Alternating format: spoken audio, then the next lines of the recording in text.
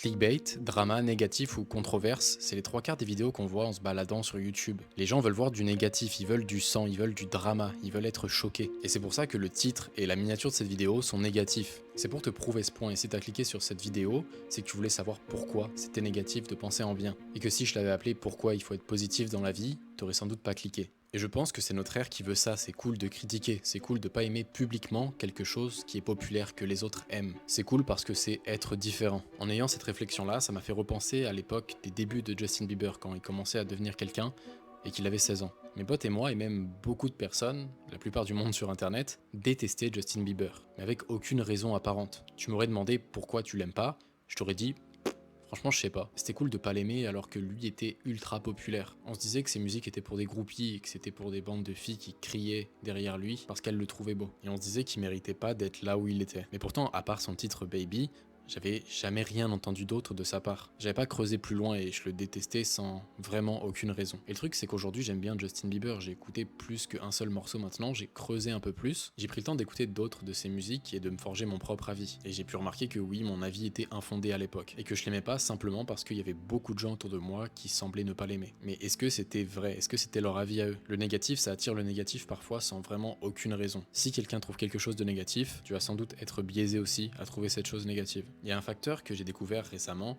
et qui m'a fait beaucoup rire, et je vais te le donner parce que ça va te permettre de prédire toutes les modes futurs et tous les mouvements culturels futurs à l'avance. Dès qu'il y a un mouvement populaire qui apparaît, dès qu'il y a quelque chose de populaire qui apparaît, les gens commencent à le critiquer.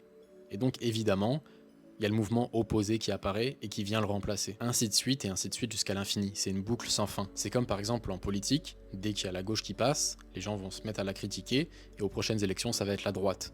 Dès que c'est la droite, elle va être critiquée et ça va être la gauche qui va passer. Et c'est pareil pour les mouvements aussi. Pendant un très long moment, la grande trend, c'était d'être stoïque. C'était de suivre le stoïcisme, de pas parler de ses émotions, de pas les calculer. Et maintenant, le mouvement qui est mis en avant, c'est d'arrêter le stoïcisme, de parler de ses émotions et d'arrêter de les cacher. Et je pense comprendre pourquoi on est comme ça. Notre cerveau, il est designé pour toujours chercher du négatif. Il cherche constamment le danger pour sa survie. Et donc, c'est dans son intérêt de regarder le négatif, les possibles dangers qui sont autour de lui. Et c'est pour ça que c'est beaucoup plus facile de remarquer le négatif dans sa vie que le positif. Et si je te posais la question, dans les deux extrêmes, est-ce que tu préfères être tout le temps positif ou tout le temps négatif? Dans les deux extrêmes, ça peut être assez malsain. Mais imagine, vu que aujourd'hui, tout le monde pense tout le temps à cette noirceur, à ces choses négatives dans leur vie. En faisant des actions pourtant simples, en donnant des mots aussi simples, tu peux être la lumière dans la journée de quelqu'un. Est-ce que tu préfères marcher dans la rue et à chaque personne que tu croises, tu préfères lui donner un compliment et rendre sa journée un petit peu meilleure? Ou bien tu préfères marcher dans la rue et à chaque personne que tu croises, tu lui lances une critique et donc tu rends sa journée un peu moins bonne? Je sais que nous les gars, c'est un petit peu devenu une blague. On reçoit jamais de compliments. On reçoit tellement peu, tellement jamais de compliments qu'on se souvient encore de ce compliment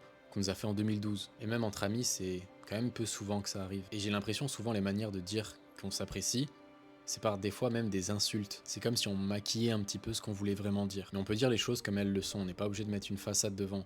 Et une des choses, moi, qui me rend le plus heureux dans ma vie, et ceux autour de moi aussi, c'est quand j'exprime ma gratitude, quand j'exprime ma reconnaissance. Ça m'arrive souvent quand je pense à quelqu'un, quand je pense à des moments avec cette personne, ou des mots qu'elle a pu dire, ou des actions qu'elle a pu faire, de lui écrire un pavé par message et de lui envoyer. Ou même quand je la vois en vrai, je suis reconnaissant que tu sois dans ma vie, ou je suis reconnaissant que tu sois mon ami. Parce que, est-ce que dans ta vie, tu reçois souvent des pavés pour te remercier de qui tu es? Non, on fait pas souvent ça, c'est clairement pas naturel de le faire. Parce que imagine, c'est toi de l'autre côté, tu reçois ce pavé-là de reconnaissance et de remerciement. Tu vas être en mode, waouh, la personne pense vraiment à moi, elle apprécie vraiment qui je suis au point d'écrire un message aussi long et de me l'envoyer. Et c'est touchant, sincèrement, ça fait du bien d'avoir ce genre de message. Et en pensant comme ça, en essayant de remarquer les choses pour lesquelles tu es reconnaissant dans ta vie, ça entraîne un petit peu ton cerveau à piquer des choses positives dans la vie, à un petit peu aller à contre-courant de ces pensées négatives qu'il cherche tout le temps. Et c'est pas obligé que ça soit des choses compliquées, ça peut être des choses simples. Imagine, c'est ta mère ou ton père qui font à manger